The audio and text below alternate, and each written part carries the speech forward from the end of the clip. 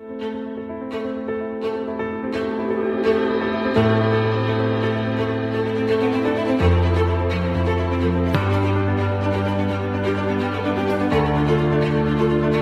ne vais pas m'aventurer sur les exclusions, la participation de certains membres, semble pour le Gabon.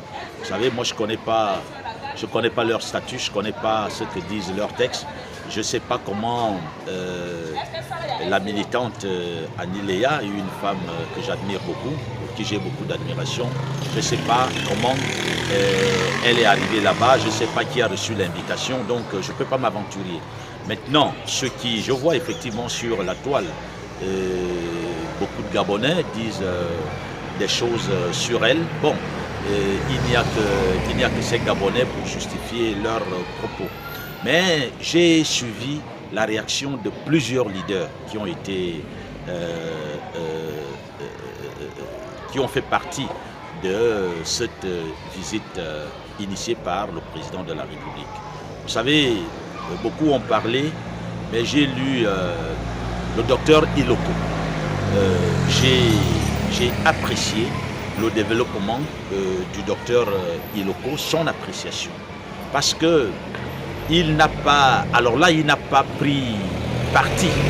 Il a été objectif dans son analyse. Le président invite les partis politiques. Il n'y a pas de raison que les gens déclinent cette invitation. Mais ils sont allés visiter les infrastructures. Nous constatons que les infrastructures sont là. On ne peut pas mentir. Les infrastructures sont là. Mais vous voyez à quel niveau j'ai trouvé intéressant la réaction de M. Iloko. Il dit ceci: oui, les infrastructures sont appréciables pour notre pays, pour la beauté de la ville et pour l'attractivité.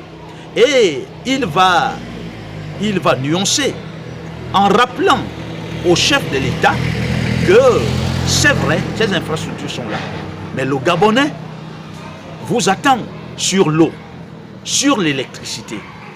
Quelle que soit la beauté de la ville, si le Gabonais n'arrive pas à se nourrir, à se soigner correctement, à envoyer sans trop de problèmes ses enfants à l'école, alors ces infrastructures ne représenteront rien pour lui. Et donc c'est à ce niveau que nous attendons le président. Qui peut refuser des infrastructures? Quand nous allons chez les autres, on cherche des plus beaux édifices pour prendre des photos.